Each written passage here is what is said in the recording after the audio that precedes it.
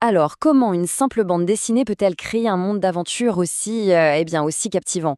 Aujourd'hui, on va décortiquer l'art visuel d'un des héros les plus célèbres au monde. Et pour ça, on va plonger directement au cœur de l'action.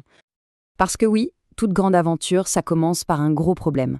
Et là, on peut dire que notre héros est dans une situation compliquée. Il est piégé, complètement seul au milieu de nulle part. La tension est là, on la sent. La question c'est, comment est-ce qu'il va bien pouvoir se sortir de ce pétrin? Son premier plan, c'est un échec total. On sent presque sa frustration là.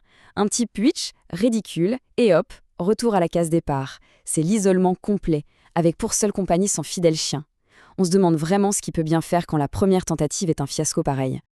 Mais bon, il ne se décourage pas. Le plan B, c'est de creuser.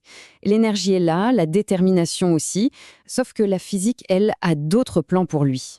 Et voilà qu'un gésir complètement inattendu le transforme en une sorte d'homme fusée. L'atterrissage, évidemment, est chaotique, et ces petites étoiles qui tournent au-dessus de sa tête le résument parfaitement. C'est du grand art comique, tout simplement. Ce mélange parfait entre le danger, l'humour presque cartoonesque, cette action complètement folle.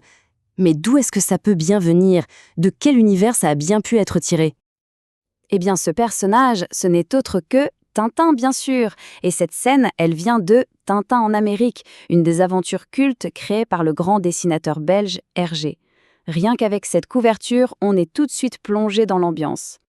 Et c'est là qu'on touche à tout le paradoxe de Tintin. À la base, c'est un reporter, plutôt habitué aux villes, à l'Europe, et pourtant on le retrouve en plein Far West avec un lasso à la main. C'est ça en fait l'essence même de ces aventures, être constamment propulsé dans des mondes qui ne sont pas du tout les siens. Alors, cette aventure en Amérique, c'est juste un coup d'éclat, une histoire isolée? Ou est-ce que ça fait partie de quelque chose de beaucoup, beaucoup plus grand? Ah non, loin de là. En fait, Tintin en Amérique, ce n'est qu'une toute petite pièce d'un puzzle gigantesque.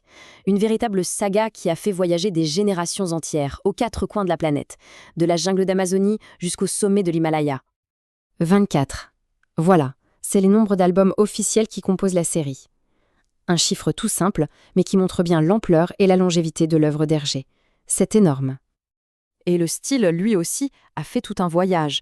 Quand on compare le tout premier album, qui est presque un croquis en noir et blanc, avec la richesse des couleurs de Tintin en Amérique, eh bien on voit l'artiste qui évolue, son trait qui s'affirme, son univers qui devient de plus en plus vivant. Alors on en vient à la grande question. Après toutes ces années, comment ça se fait que ces histoires continuent de fasciner le monde entier? C'est quoi le secret de leur succès qui ne se dément jamais? La réponse, elle tient en deux mots, la ligne claire. C'est vraiment la signature visuelle d'Hergé. Ce sont des lignes simples, fortes, sans ombre pour nous distraire, et avec de décors d'un réalisme incroyable. Le résultat? Une clarté absolue, qui rend chaque planche, chaque aventure, super facile à lire et incroyablement immersive. Donc si on résume, la fameuse méthode Hergé, c'est un cocktail de 4 ingrédients clés. D'abord, la ligne claire pour que tout soit super lisible. Ensuite, l'humour burlesque, qui permet de relâcher la pression, même dans les moments dangereux. Comme avec notre fameux Geyser. Après, il y a ce rythme cinématographique où chaque case nous emmène plus loin dans l'action, comme au cinéma. Et enfin, les aventures mondiales qui nous font tout simplement rêver et voyager. C'est vraiment la combinaison de tout ça qui est magique. Et tout ça, ça nous amène à une dernière réflexion. Comment un style qui a l'air si simple en surface peut en réalité contenir autant de dynamisme, d'humour et d'aventure? C'est peut-être là que se trouve le vrai génie d'Hergé.